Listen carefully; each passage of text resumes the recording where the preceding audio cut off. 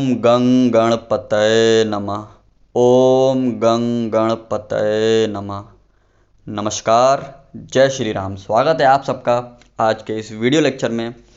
ज्योतिष की video lecture की श्रृंखला में आज के इस वीडियो लेक्चर में हम जानेंगे कि हमारे कुंडली में वह कौन सा एक भाव है जो सबसे महत्वपूर्ण है। देखिए, महत्वपूर्ण तो सभी भाव हैं, परंतु इस कलयुग में हर किसी को धन चाहिए, हर किसी को पैसा चाहिए और हर किसी को यह चाहिए कि वह अपनी इच्छाओं की पूर्ति कर सके। वह जानना चाहता है कि उसकी मनोकामनाओं की पूर्ति होगी कि नहीं होगी, और होगी तो किस माध्यम से होगी। और धन के बिना तो इस कलयुग में कुछ भी संभव नहीं है। कदम कदम पे आपको धन, पैसे की आवश्यकता होती है। तो आइए जानते हैं वो कुंडली का कौन सा महत्वपूर्ण भाव है जो आपकी इच्छाओं, मनोकामनाओं और आपके आय यानी कि इनकम को दर्शाता है। तो बात करेंगे कुंडली के एकादश भाव यानी कि 11th हाउस की।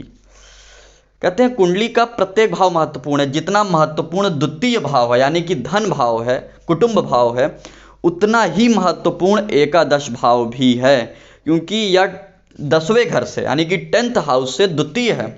अगर हम 10वें भाव को लग्न कुंडली बना लें तो एकादश भाव द्वितीय भाव बनेगा, यानी कि कर्म से मिलने वाला लाभ, कर्म से मिलने वाला फायदा। तो एकादश भाव जो कि इच्छाओं की पूर्ति का, मनोकामनाओं की पूर्ति का, बड़े भाई बहनों का, आय का होता है। आज के इस वीडियो लेक्चर में हम उसकी चर्चा करेंगे।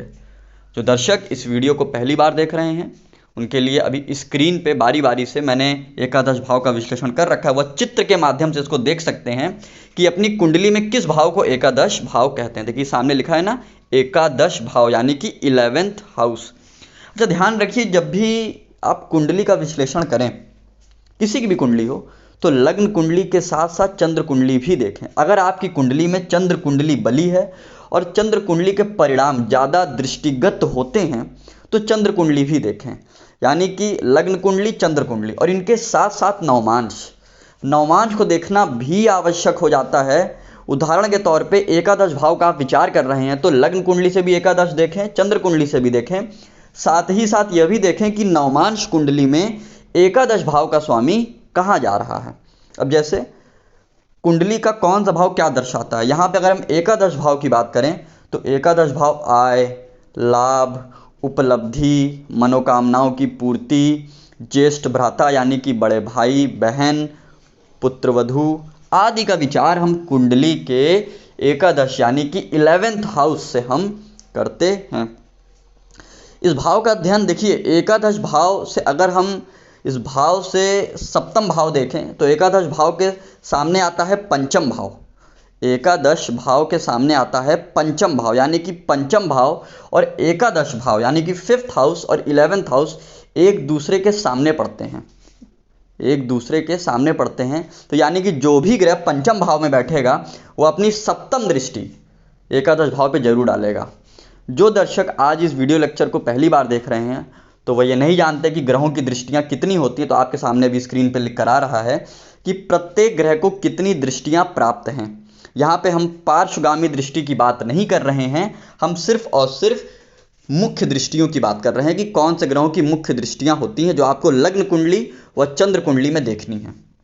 एकादश भाव, इच्छाओं की पूर्ति, बड़े भाई बहनों का भाव, उनसे मिलने वाले लाभ का भाव, कर्म से मिलने वाला धन, आय का विचार, इन सब के लिए आप अपनी लग्न कुंडली के एकादश भाव का विचार करते हैं, उसका अध्ययन करते हैं।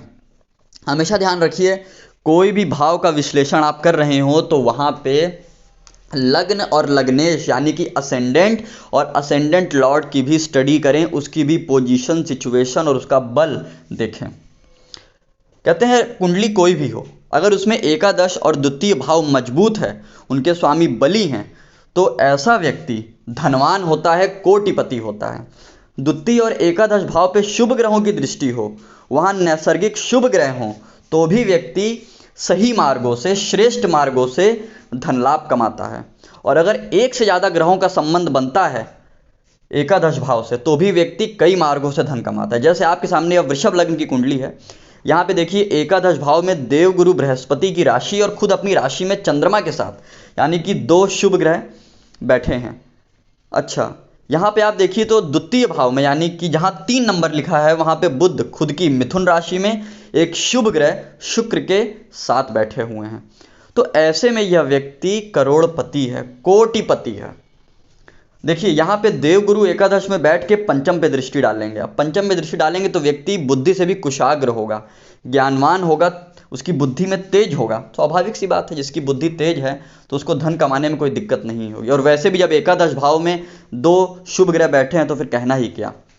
अच्छा, इसके विपरीत अगर एकादश और द्वितीय भाव पे क्रूर अथवा पापक ग्रह, आप जानते हैं क्रूर और पापक ग्रह किसे कहते हैं। पापक ग्रह में शनि, मंगल, राहु, केतु, और क्रूर ग्रह की बात करें तो सूर्य।